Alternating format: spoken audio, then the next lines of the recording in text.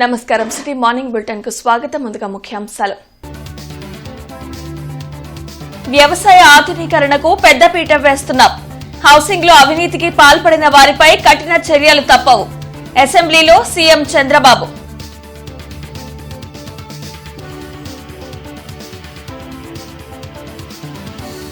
జిల్లా వ్యాప్తంగా కార్డన్ సర్చులు.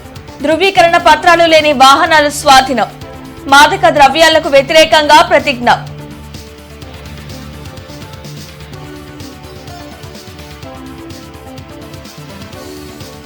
మిర్చియాడులో ఉచితంగా అల్పాహారాలు, మధ్యాహ్న భోజనం. హర్షం వ్యక్తం చేస్తున్న రైతులు.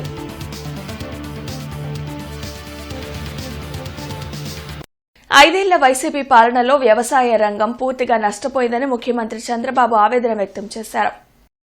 అసెంబ్లీలో వ్యవసాయ రంగ బడ్జెట్ పై ముఖ్యమంత్రి చంద్రబాబు మాట్లాడారు. వ్యవసాయ యాంత్రీకరణకు పెద్దపీట వేయడంతో పాటు ఏఐ వంటి ఆధునిక పరిజ్ఞానాన్ని వినియోగిస్తున్నామని వెల్లడించారు.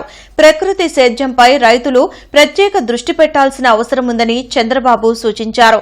భూగర్భ జలాల పెంపుకి ప్రతి ఒక్కరూ కృషి చేయాలని తెలిపారు. అర్హులైన ప్రతి ఒక్కరికి ఇల్లు ఇవ్వాలనేది ప్రభుత్వ లక్ష్యమని దానికి అనుగుణంగా చర్యలు చేపట్టినట్లు చెప్పారు. పేదవాళ్ళందరికీ ఇల్లు కట్టించాలి, ఒక భద్రత, ఒక భరోసా ఇవ్వాలని ఆలోచనతో ముందుకు పోతున్నాం. తప్పకుండా ఇది కూడా చేస్తామని చెప్పి తెలియజేసుకుంటూ, రాజకీయ కక్షలంటే దిశ 2019 దగ్గర 2,70,000 ఇండ్లు కట్టుకున్నారు. దగ్గర 913 కోట్ల రూపాయలు ఖర్చు పెట్టారు. ఆ రోజు తెలుగుదేశం పార్టీ హయాంలో స్టార్ట్ చేశారు కాబట్టి కక్ష కట్టి వాళ్ళకి డబ్బులు ఇవ్వకుండా ఇబ్బంది పెట్టే పరిస్థితి వచ్చారు. కేంద్రంలో కూడా రికార్డ్స్ పోనీయకుండా చేశారు. ఏదేమైనా నేను ఫైనాన్స్ చెప్పాను, మాకు ఒక మోరల్ రెస్పాన్సిబిలిటీ ఉంది, బాధితులను ఆదుకోవాలి. వాళ్ళ తప్పు కాదు, ఆనాటి పాలకుల తప్పు.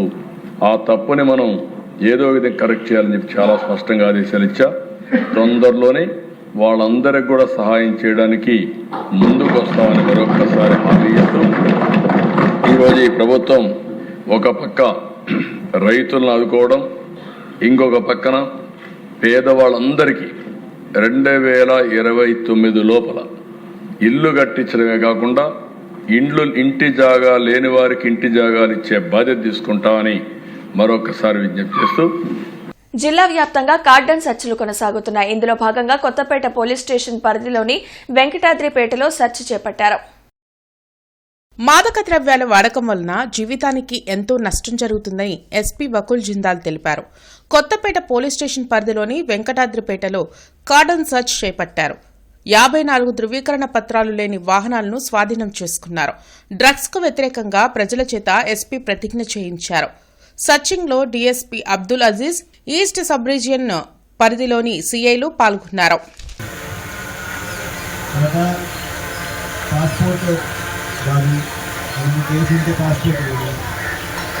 ఒకసారి ఏదైనా చేసి భవిష్యత్తు నష్టమవుతుంది. అది ఎప్పుడు డబ్బు కావాలి, గంజాయి కొనడానికి డబ్బు కావాలి. డబ్బు ఎక్కడికి వస్తుంది?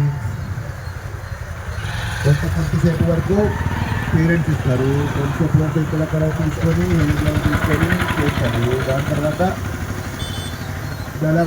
దాని తర్వాత క్రైమ్ చేయడం స్టార్ట్ చేస్తారు, చిన్న చిన్న దొంగతనాలు. యార్డులో మిర్చి అమ్మేందుకు వచ్చే రైతులకు ఉచితంగా అల్పాహారం, భోజనం అందించే కార్యక్రమం ప్రారంభమైంది. ఆసియాలోనే అతిపెద్ద గుంటూరు మిర్చి యార్డుకి రాష్ట్రంలోని అన్ని ప్రాంతాల నుండి రైతులు తాము పండించిన మిర్చిని అమ్మేందుకు వస్తూ ఉంటారు. తమ పంటకు గిట్టుబాటు ధర వచ్చే వరకు రోజుల తరబడి యార్డులో రైతులు వేచి చూడాల్సిన పరిస్థితి ఉంటుంది. అలాంటి వారికి ఉచితంగా అల్పాహారం, భోజనం అందించేందుకు పాలక మండలి సభ్యులు ఏర్పాట్లు చేశారు. గతం కంటే రుచిగా యార్డులో అల్పాహారం, భోజనం అందిస్తున్నారని రైతులు సంతోషం వ్యక్తం చేశారు. రాత్రి రైతు సేవా కేంద్రంలో పడుకున్నా, ఉదయం అల్పాహారం తిన్నా, గుడ్డు నెంబర్ 1 ఉన్నది. ఏం చూడండి ఒకసారి మీరు. నేను యథార్థం చెప్పేవాళ్ళు తిన్నవాళ్ళు ఉన్నారు, ఇక్కడ తిన్నవాళ్ళు కూడా ఉన్నారు. ఏదైనా చేసినందుకైనా ఇక్కడ వచ్చింది ఎవరో ఏదో అన్నారని కాదు, ఇక్కడ చూడాలా. గుంటూరు యార్డుకు వచ్చి చూసి ఇది బాగుంది రేట్లు కానీ ఈ సంవత్సరం రేట్లు లేవని అన్నారు. మాకైతే మరి బాగానే, నేను పక్కాదే నెంబర్ 1గా అమ్మిండ్రు. ఉదయం టిఫిన్కి రామకృష్ణ గారు టిఫిన్కి ఏర్పాటు బాగానే చేశారు. గతం కంటే కూడా కొంచెం మెరుగుపరిచారు. మధ్యాహ్నం భోజనం బాగానే చేశారు. ఇప్పుడు ఫస్ట్ ఓపెనింగ్ కాబట్టి ఈరోజు బాగా నీట్గా ఉంది. మరి ఇదే కొనసాగిస్తే రైతులు ఆనందిస్తారని చెప్పి సంతోషిస్తాము. కంటిన్యూగా చేయగలిగితే మళ్ళీ వచ్చినా కూడా ఇక్కడికే వెళ్దామనేలాగా చేశారు. ఈరోజు మటుకు ఒక ఎగ్ తోటి మామూలుగా ఇంటి భోజనం కన్నా కూడా నీట్గానే సదుపాయం చేశాడు. శుభ్రత కానీ అంతా నీట్గా ఉంది. రైతులు కోరుకునేది ఇదేనని మేము ఆశిస్తాం. నేను రైతు పెట్టినండి. వాళ్ళ రైతులకి ఏ ఒక్కరికి ఇంట్లో ఇక్కడ మన ఇంట్లో ఉన్న పద్ధతిలో నాకు వాళ్ళు అనిపించాలి, ఇంట్లో తిన్నట్టు ఫీల్ అవ్వాలి వాళ్ళు రైతులు. నేను ఒక రైతుని. ఉదయం వచ్చేసి 7:30 8 గంటలకు స్టార్ట్ అవుతుంది టిఫిన్. ఒక 2 ఇడ్లీ అండి, టమోటా బాత్ ఒకరోజు అండి. నెక్స్ట్ డే టమోటా బాతు, కట్టి పొంగలి, సాంబారు, 2 ఇడ్లీ అండి. ఇది తూచా తప్పకుండా రైతులకి లాస్ట్ దాకా ఏ ఒక్క రైతుకి తగ్గకుండా లాస్ట్ దాకా ఉండాలనే నా కోరిక అండి. మధ్యాహ్నం వచ్చేసి స్వీట్ ఒకటి, పప్పు, sambar, chutney, curry, eggs, chips ఏ ఒక్కటి రైతులు కాదు, ఏ ఒక్కటి తగ్గకుండా అందరికీ కొసదాకా అందరికి ఉండాలని, అందుబాటులో ఉండాలని నా ఆలోచన సార్. రైతు కడుపుండా తినాలని నా ఆలోచన అండి. ఈ క్వాలిటీ విషయంలో రాజీపడండి, వాళ్ళు తినే విషయంలో కూడా వాళ్ళు రాజీపడి నేను ఒప్పుకోండి. కడుపుండి తినాలి. అభివృద్ధి పనుల పేరుతో ప్రజాధనాన్ని వృధా చేస్తున్నారని 22వ వార్డు స్థానికులు విమర్శిస్తున్నారు. రోడ్ల నిర్మాణం చేసే ముందు అడ్డుగా ఉన్న కరెంట్, ఇతర పోల్స్ తొలగించకుండా అలానే రోడ్లు వేస్తున్నారని చెబుతున్నారు. తర్వాత ఆ స్తంభాలు తొలగించే పనులు చేయడం వల్ల రోడ్లు దెబ్బతింటాయని, రోడ్లు వేసిన ఉపయోగం ఏముందని ప్రశ్నిస్తున్నారు. అధికారులు ప్రజాధనం వృధా కాకుండా ప్రణాళిక ప్రకారం పనులు చేయాలని కోరుతున్నారు. ఇక్కడ కొత్త రోడ్లు వేస్తున్నారు. రోడ్లు వేసేటప్పుడు స్తంభాలు ఏం తీయకుండా అట్టానే ఉంచి ముందు రోడ్డు వేస్తున్నారు. మేము చెప్తే ఇంట్లో ఎవరు స్తంభాలు తీసి పక్క జరపాలి. రేపు రోడ్డు వేసినప్పుడు స్తంభాలు పక్కలు కొట్టాలంటే రేపు డబ్బులన్నీ వేస్ట్ అయిపోతాయి. ఇక్కడ రోడ్డు పక్కలు కొట్టాలి స్తంభాలు అంటే అప్పుడు డబ్బులు కట్టాలి స్తంభాలకి. అప్పుడు ఎవరు కడతారు? ఇంటి పన్ను, కుళాయి పన్ను ప్రజలే కట్టాలి. అప్పుడు భారం అంతా ప్రజల మీదేగా. వీళ్ళు ఎవరు పట్టించుకున్నా నాకు తెలియదు. ఇక్కడ డిసెంబర్ 27ను ఆయిషా సంస్మరణ దినంగా ప్రకటించి మరో ఆడబిడ్డకు ఇలా జరగకుండా ట్రస్ట్ ఏర్పాటు చేయాలని ఆయిషా మీరా తండ్రి ఇక్బాల్ విజ్ఞప్తి చేశారు. తెనాలి ఖబరస్థాన్లో ఆయేషా మీరా తుది అంత్యక్రియలు ముగిశాయి. వారి మత ఆచారాల ప్రకారం ఆయేషా అవశేషాలను కుటుంబ సభ్యులు, మత పెద్దలు ఖననం చేశారు. ఈ సందర్భంగా ఆయేషా తండ్రి ఇక్బాల్ మీడియాతో మాట్లాడారు. మా కుమార్తె హత్య జరిగాక 18 సంవత్సరాల మా పోరాటానికి న్యాయం జరగలేదని ఆవేదన వ్యక్తం చేశారు. అందరూ ఆయేషా కేసు ఇక్కడితో ముగిసిందని చెబుతున్నారని అన్నారు. అసలు న్యాయం జరగకుండా కేసు ఎలా ముగుస్తుందని ప్రశ్నించారు. మా కుమార్తె విషయంలో సిబిఐ, సిట్ అన్యాయం చేశాయని బాధన వ్యక్తం చేశారు. పోలీసు అధికారులు సాక్ష్యాలను తొక్కిపట్టి అన్యాయం చేశారన్నారు. నా బిడ్డలాంటి మరో ఆడబిడ్డకు ఇలా జరగకుండా ఉండాలనే మేము పోరాటం చేస్తున్నామని తెలిపారు. ఆ రోజు రాత్రి 11 గంటల నుంచి ఉదయం 4 గంటల మధ్య ఏం జరిగిందో హాస్టల్ వార్డెన్, రూమ్మేట్స్కే తెలుసని, వారిని, కేసుకు సంబంధం ఉన్న ప్రతి ఒక్కరిని విచారించాలని డిమాండ్ చేశారు. ఆనాడు ప్రతిపక్షంలో ఉండి మాట ఇచ్చిన చంద్రబాబు మాకు న్యాయం చేయాలని వేడుకున్నారు. 18 సంవత్సరాల నా పోరాటానికి ఇప్పటిదాకా న్యాయం జరగలేదు సార్. మీడియా అన్నిట్లోనూ ఆయిషా మీరా కేసు ముగిసిపోయింది అన్నారు. కేసు ఎప్పుడు ముగుస్తుంది సార్? న్యాయం జరిగినప్పుడు ముగుస్తుంది. న్యాయం చేయకుండా అన్యాయం చేసింది సిబిఐ వాళ్ళు, న్యాయం చేయకుండా అన్యాయం చేసింది సిట్ వాళ్ళు, న్యాయం చేయకుండా ఉన్న వాస్తవాల్ని తొక్కిపట్టి పూర్తిగా సమసిపోయేటట్లు చేశారు ఆనాడు ఇన్వెస్టిగేషన్ చేసిన పోలీస్ ఆఫీసర్లు. కాబట్టి న్యాయం జరిగేంత వరకు ఆయిషా మీరా కేసు నిలిచి ఉంటుంది. న్యాయం జరగాలి. ఈ న్యాయం మైనారిటీలకు కావాలి. మైనారిటీలందరూ కూడా ఏదో ఓటు హక్కు కోసం పని చేయట్లేదు సార్. మా బిడ్డలకి న్యాయం జరగాలి. మా పిల్లలకి, ఆడపిల్లలకి చక్కటి న్యాయం జరగాలనే ఉద్దేశంతోనే నేను సమాజంలో ఏ ఆడపిల్లకి ఇలాంటి పరిస్థితి జరగకూడదు. నా బిడ్డని ఎవ్వరూ తెచ్చివ్వలేరు. భగవంతుడు కూడా మళ్ళీ నా బిడ్డను నాకు ఇస్తాడో లేదో తెలియదు, ఏ రూపంలో ఇస్తాడో తెలియదు. అయితే ఇంకో పాపకి ఇలాంటి అన్యాయం జరగకూడదనే నా భార్య నేను 18 సంవత్సరాలుగా పోరాడుతున్నాం సార్. మనమిత్ర వాట్సాప్ గవర్నెన్స్ ను మరింత యూజర్ ఫ్రెండ్లీగా తీర్చిదిద్దుతామని మంత్రి నారా లోకేష్ అన్నారు. మనమిత్ర వాట్సాప్ సేవలపై అసెంబ్లీలో సభ్యులు అడిగిన ప్రశ్నలకు ఆయన సమాధానమిచ్చారు. ఏఐ ఇంటిగ్రేషన్ చేసి ఈ యాప్ను ఇంకా బాగా వినియోగంలోకి తీసుకురానున్నట్లు చెప్పారు. ఏ రాష్ట్రంలో లేని విధంగా సింగిల్ ఫోన్ నెంబర్ ద్వారా పెద్ద ఎత్తున ప్రభుత్వ సేవలను వాట్సాప్ ద్వారా అందిస్తున్నట్లు వివరించారు. అలాంటిది బటన్ నొక్కితే ప్రభుత్వం పని చేయాలి, బటన్ నొక్కితే వాళ్ళకి కావాల్సిన సర్టిఫికేట్లు వాళ్ళకి అందజేయాలన్న ఆలోచన నా యువగలం పాదయాత్రలో ప్రారంభమైంది. అది సింగిల్ నంబర్ ద్వారా చేయాలని ఒక లక్ష్యంగా పెట్టుకున్నాం. గౌరవ సభ్యులు చెప్పినట్లు భారతదేశంలో ఏ రాష్ట్రం జరిగిన విధంగా మన రాష్ట్రంలో ఇన్ని సర్వీసెస్ మనం మన సిటిజన్స్కి అందజేస్తున్నాం. అధ్యక్ష, మీరు ఇచ్చిన ఫీడ్బ్యాక్ ఏదైతే రెస్పాన్స్ ఇంకా స్పీడ్ పెంచాలి, అంతేకాకుండా ఆ రిసీప్ట్ కూడా రియల్ టైంలో రావాలి, QR కోడ్ పర్ఫెక్షన్ చేయాలని మీరు చెప్తాం కూడా జరిగింది. అధ్యక్ష, నేను ఇక్కడ కోరేది, గౌరవ సభ్యులను కోరేది కూడా, మీరు కూడా కొంచెం వాడి ఫీడ్బ్యాక్ మాకు ఇవ్వండి. ఎలా ఇంప్రూవ్ చేస్తే బాగుంటుంది, ప్రాసెస్ని ఎలా ఫైన్ ట్యూన్ చేస్తే బాగుంటుంది. నేను ఒక రీసెర్చ్ టీమ్ పెట్టి every step you are now analysing.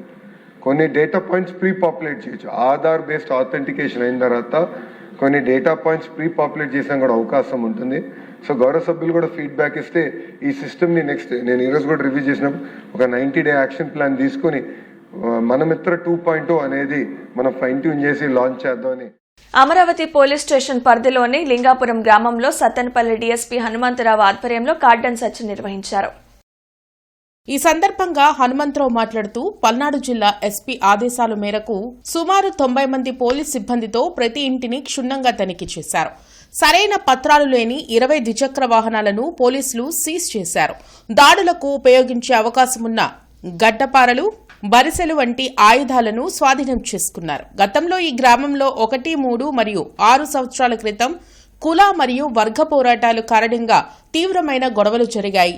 రాబోయే ఎన్నికల సమయంలో మళ్లీ అలాంటి అవాంఛనీయ సంఘటనలు జరగకుండా ఉండేందుకు ఈ కార్డన్ సర్చ్ నిర్వహించినట్లు డీఎస్పీ హనుమంతరావు తెలిపారు.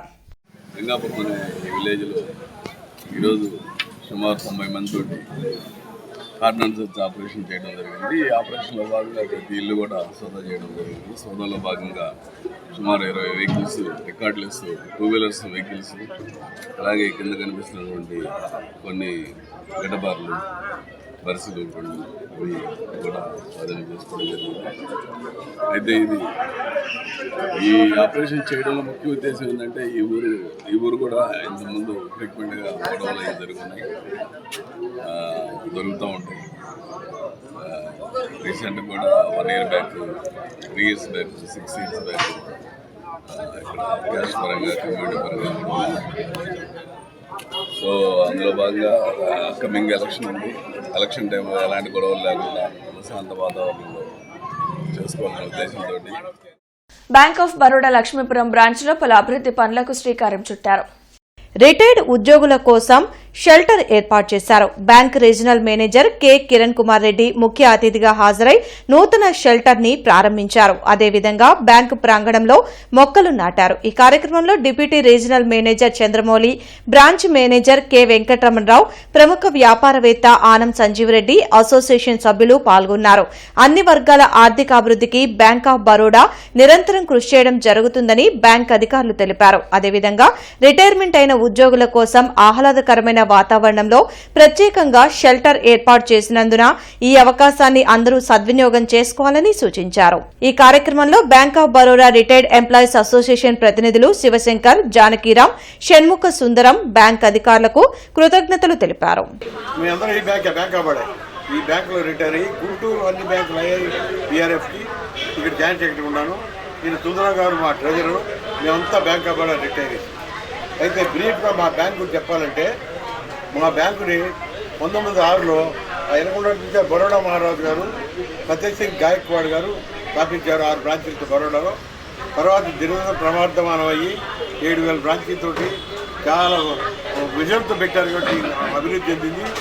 మేము ఈ బ్యాంకులో దాదాపు 1950 సంవత్సరాలు అయింది.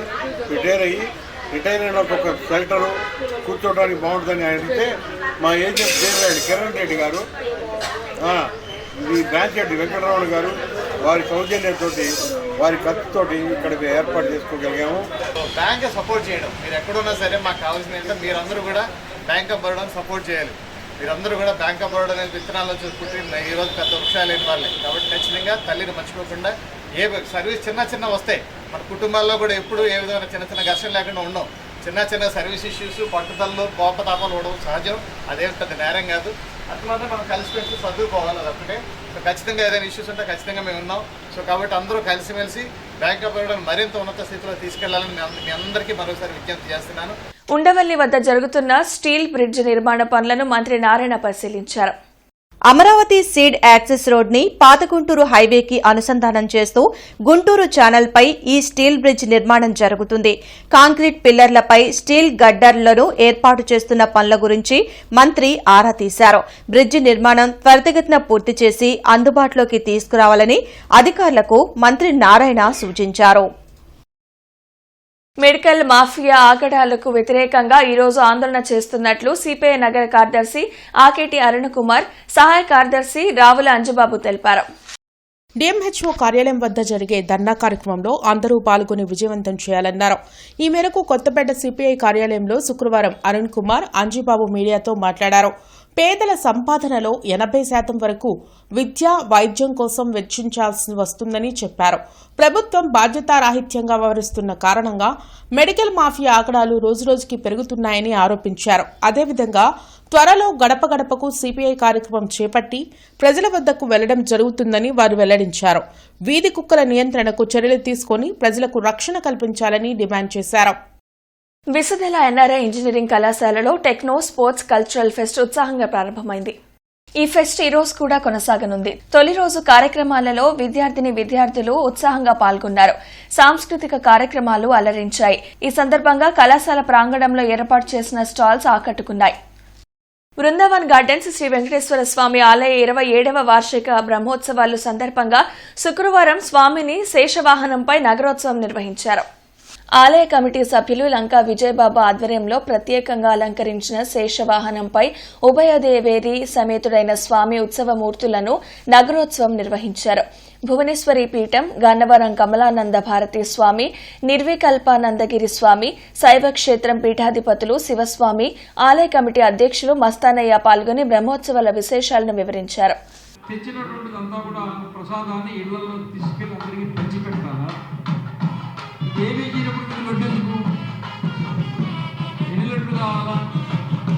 మామూలు భక్తులైతే 5 లడ్డుతో సరుకుతుంటారు. విఐపీలు అయితే గంపల లడ్డు తీసుకోకూడదు. మరి ఎవరైనా తింటారంటే అందరికీ షుగరు, తినడానికి లేదు, పెట్టడానికి మనసు రాదు, ఏం చేస్తారు? అందుకని వేరం వేరుగా ఏ పని చేయక్కర్లేదు. దేవుడి కొరకు, భగవంతుని కొరకు నివేదన చేయడం కొరకు అది అవసరం. అక్కడి నుంచి ఎంత వచ్చినా ప్రసాదమే, అక్కడికి మనం సర్దుకోవాలి. అరండల్పేట 10వ లైన్లో ఓ బాలిక డాబా పైకెక్కి దూకుతానని బెదిరించింది. దీనిని గమనించిన స్థానికులు పోలీసులకు సమాచారం ఇచ్చారు. అక్కడికి చేరుకున్న పోలీసులు బాలికను కిందకి దించే ప్రయత్నం చేశారు. ఈలోగా ఓ యువకుడు డాబాపైకి ఎక్కి ఆ బాలికను కాపాడాడు. పోలీసులు బాలికను మాటల్లో పెట్టగా ఆ యువకుడు వేగంగా డాబాపైకి ఎక్కి కాపాడాడు. బాలికను అరండల్పేట పోలీస్ స్టేషన్కు తరలించి వివరాలు సేకరిస్తున్నారు.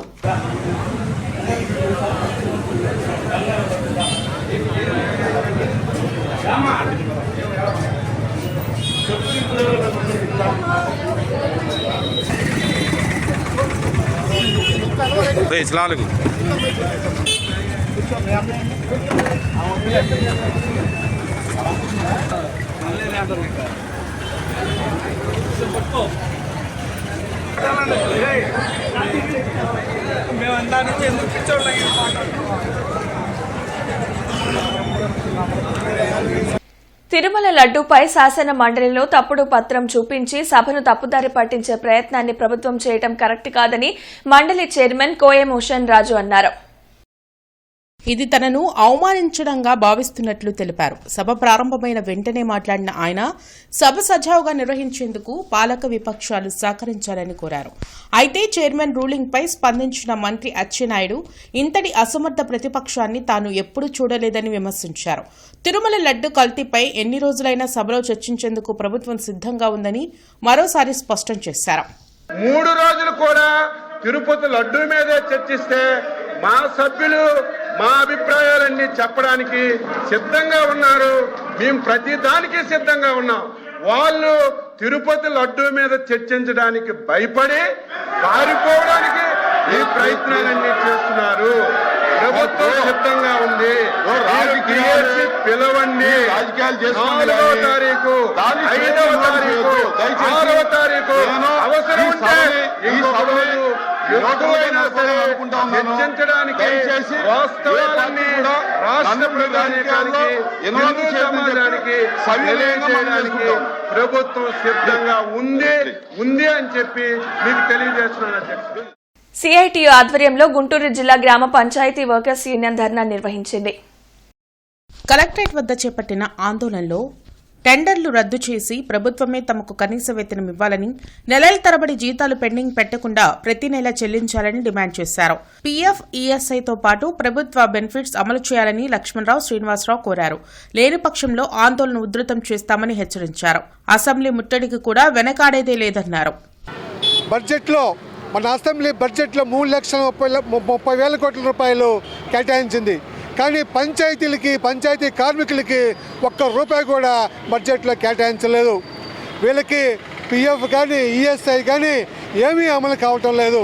వీళ్ళు అసలు ఈ పనిచేసేదంతా కూడా దళితులు, అట్టడిగిన వర్గాలు, పేద ప్రజలు. కనీసం వీళ్ళ మనుషులుగా కూడా ఈ రాష్ట్ర ప్రభుత్వం కానీ, మంత్రులు కానీ, ఎమ్మెల్యేలు కానీ చూస్తూ ఉండలేదు. మేము పవన్ కళ్యాణ్ గారిని కూడా ఒకటే కోరుతున్నాం, ఈ శాఖ మంత్రిగా అయిన తర్వాత మీరేదో అద్భుతమైన మార్పు తీసుకొస్తారని మేము చాలా ఆనందపడ్డాం. కానీ ఒక్క అడుగు ముందు పడలేదు. కాబట్టి ఎప్పటికైనా మీరు ఆలోచించండి. మీ శాఖలో మీరు మార్పు చేస్తే మీరు కాదు, మీ గురించి మేము పెద్ద ఎత్తున ప్రచారం చేస్తామని కూడా మరొకసారి చెప్తూ ఎప్పటికైనా మా సమస్య పరిష్కరించాలని, లేని పక్షంలో తీవ్ర ఆగ్రహానికి గురవుతారని కూడా హెచ్చరిక చేస్తా ఉన్నాం. అరండల్పేటలోని అష్టలక్ష్మి అమ్మవారి దేవాలయంలో 31వ వార్షిక బ్రహ్మోత్సవాలు మార్చి 5 వరకు వైభవంగా కొనసాగనున్నాయి. ప్రతిరోజు విశేష పూజలతో పాటు అమ్మవారి శాంతి కళ్యాణాన్ని నిర్వహించనున్నట్లు ఆలయ అర్చకులు ప్రసాద్ తెలిపారు. కుంకుమ పూజల్లో భక్తులు పాల్గొని అమ్మవారిని దర్శించుకోవాలని కోరారు.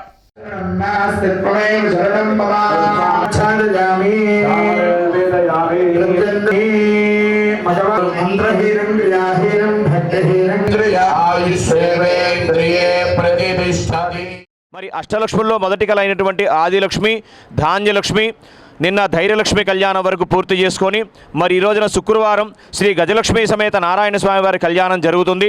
తదుపరి రేపటి నుంచి సంతానలక్ష్మి, విజయలక్ష్మి, విద్యాలక్ష్మి, ముఖ్యంగా పాల్గొన్న పూర్ణిమ నాడు ధనలక్ష్మి కళ్యాణం జరుగుతుంది. అలాగే 4వ తారీఖున శ్రీ వల్లీ దేవసన సమేత సుబ్రహ్మణ్యేశ్వర స్వామి వారి కళ్యాణ మహోత్సవం, 5వ తారీఖున పాల్గొన బహుళ విధియనాడు శ్రీ లక్ష్మీనారాయణ స్వామి వారి కళ్యాణంతో ఈ బ్రహ్మోత్సవాలు పూర్తవుతాయి. ప్రతిరోజు ఉదయం కళ్యాణం, సాయంత్రం పూట కుంకుమ పూజ కార్యక్రమాలు జరుగుతున్నాయి. కార్మిక వర్గాల నోరు నొక్కి చట్టాలను నిర్వీర్యం చేసేందుకు కేంద్ర ప్రభుత్వం కుట్రలు చేస్తుందని ఏఐటీయూసీ రాష్ట్ర గౌరవ అధ్యక్షులు రాధాకృష్ణమూర్తి తెలిపారు. 4 లేబర్ కోడ్లను వెంటనే రద్దు చేయాలని చెప్పారు. ఇందుకోసం ఏర్పాటు చేసిన ప్రజాభిప్రాయ సేకరణ ప్రక్రియను ఆపాలని డిమాండ్ చేశారు. కొత్తపేట సిపిఐ కార్యాలయంలో శుక్రవారం మీడియాతో ఆయన మాట్లాడారు. లేని పక్షంలో దేశవ్యాప్తంగా ఉద్యమాలు కొనసాగిస్తామని స్పష్టం చేశారు. అదేవిధంగా అంగన్వాడీల సమస్యల పరిష్కారానికి ప్రభుత్వం చర్యలు తీసుకోవాలని మేడా హనుమంతరావు డిమాండ్ చేశారు. లేని పక్షంలో చలో విజయవాడ పేరుతో మార్చి 2వ తేదీన ఉద్యమం చేపట్టడం జరుగుతుందని తెలిపారు. ఈ సమావేశంలో ఏఐటీయూసీ నాయకులు రావుల అంజిబాబు, అరుణ్ కుమార్, మంగా శ్రీనివాసరావు పాల్గొన్నారు. బ్రాడీపేట 5వ లైన్లో గల శ్రీ బడబానల ప్రతాప వీరాంజనేయ స్వామి ఆలయంలో 34వ వార్షిక బ్రహ్మోత్సవాలు ఘనంగా జరిగాయి. ఈ వార్షిక బ్రహ్మోత్సవాల్లో భాగంగా చివరి రోజు అయిన ఈ రోజు గురు ప్రార్థన, మండల పూజ, మంత్రానుష్ఠాన హోమాలు, మూల విరాట్ స్వామివారికి అభిషేకం మొదలైనవి జరిగినట్లు ఆలయ ప్రెసిడెంట్ శ్రీ పన్నాల విశ్వనాథన్ తెలిపారు. ఈ సందర్భంగా ఆలయ ప్రాంగణంలో భక్తులకు అన్నదాన కార్యక్రమాన్ని ఏర్పాటు చేశారు. ఈ సందర్భంగా అయ్యప్ప సేవా సమితి నూతన కార్యవర్గం ఏర్పడినట్లు ప్రెసిడెంట్ శ్రీ పన్నాల విశ్వనాథం తెలిపారు. ఈ నూతన కార్యవర్గంలో వైస్ ప్రెసిడెంట్ గా కాకాణి శివాజీ, ట్రెజరీగా అప్పారావు, కార్యదర్శిగా కృష్ణమూర్తి, మెంబర్స్ గా రాజగోపాల్ మరియు రాంబాబు ఉన్నట్లు ఆలయ ప్రెసిడెంట్ పన్నాల విశ్వనాథం తెలిపారు. అయ్యప్ప స్వామి 34వ సంవత్సర వార్షికోత్సవ సందర్భంగా అయ్యప్ప స్వామి కార్యక్రమాలు నిర్వహించడం కోసం నూతన కార్యవర్గము నిర్మించడం జరిగింది. దీనిలో శివాజీ గారు వైస్ ప్రెసిడెంట్ గాను, కృష్ణమూర్తి గారు కార్యదర్శి గాను, అలాగే అప్పారావు గారు ట్రెజరర్ గాను, రాజగోపాల్ గారు, రాంబాబు గారు, అలాగే వసుధప్రియ గారు వీరు కమిటీ సభ్యులుగా అయ్యప్ప సేవా సమితి 5/17 గత 34 సంవత్సరాలుగా నిర్వహిస్తున్నటువంటి కార్యక్రమాలు ముందుకు తీసుకువెళ్ళటం కోసం ఈ కమిటీ పనిచేస్తుంది. నిరాటంకంగా ప్రతి సంవత్సరం కూడా బ్రహ్మోత్సవాలు నిర్వహిస్తున్నాము. మన గురుస్వామి అమ్మగుడు సోమయాజులు గారి గురుస్వామి గారి ఆధ్వర్యంలో, పోతురాజు కృష్ణమూర్తి గారు సెక్రటరీ గారి ఆధ్వర్యంలో ఈ కార్యక్రమాలు నిర్వహించబడుతున్నాయి. ఈ త్రయాణిక దీక్షతో ఈ 3 రోజులు కార్యక్రమాలు నిర్వహించి ఈ రోజున ఉదయం విశేష హోమాలు చేసి స్వామివారికి దాని మిగులు ద్రవ్యాలతో స్వామివారికి మళ్ళా అభిషేకాలు నిర్వహించి తర్వాత స్వామివారికి నిత్య నైవేద్యం సమర్పించి వార్షికోత్సవాలు చాలా అద్భుతంగా జరిగినాయి. హోమాలు బాగా చేశారు. ఈరోజు నిన్న మొన్న ఇవాళ విష్ణు సహస్రనామం 11 సార్లు చదవటం, భక్తులందరూ చాలామంది వచ్చి చాలా ఇదిగా ఉంది. ఎంతో ఈ సంవత్సరం పూజలు చేస్తున్నా ఏదో చిన్న చిన్న ఏదైనా అటు ఇటు లోపాలు జరుగుతున్నా కూడా ఈ వార్షికోత్సవాల్లో హోమాలు యజ్ఞాలు చేయటం వల్ల అటువంటి చిన్న చిన్న తప్పిదాలు కూడా ఇదయ్యి మనకి అద్భుతంగా ఈ చిన్న గుడిలో అయినా కూడా ఎంతో ఇదిగా బ్రాడీఘాట్లో ప్రతి సంవత్సరము ఈ గుడి ట్రస్ట్ మెంబర్స్ అందరూ కూడా చాలా యూనిటీగా ఉండి అన్ని కార్యక్రమాలు చాలా అద్భుతంగా చేస్తున్నారు. నేటి మిర్చి ధరలు ఇలా ఉన్నాయి. నానేసి మిర్చి కామన్ వెరైటీ 334 రకం minimum 13,500, maximum 21,000, model 20,500. Number 5 minimum 13,500, maximum 21,000, model 20,500. 341 రకం minimum 14,000, maximum 21,500, model 21,000. Special variety Teja minimum 13,000, maximum 18,300, model 17,500. Byadgi 355 రకం minimum 14,000, maximum 21,000, model 20,500. Devanur deluxe minimum 15,500, maximum 21,500, model 21,000. Armoor minimum 13,000, maximum 16,500, model 16,000. AC red common variety 334 రకం minimum 13,000, maximum 19,500, model 19,000. 341 రకం minimum 14,000, maximum 20,500, model 20,000. Special variety Teja minimum 13,000, maximum 17,200, model 16,500. బడిగి 355, minimum 14,000, maximum 20,500, model 20,000. తాలు common variety 334, minimum 7,500, maximum 10,500, model 9,500. Number 5 minimum 7,500, maximum 9,800, model 9,500. 341 రకం minimum 8,000, maximum 12,000, model 11,500. Special variety Teja minimum 7,500, maximum 9,500, model 9,200. బడిగి 8,500, maximum 10,000, model 9,500. ఈ వార్తలంతటితో సమాప్తం. నమస్కారం.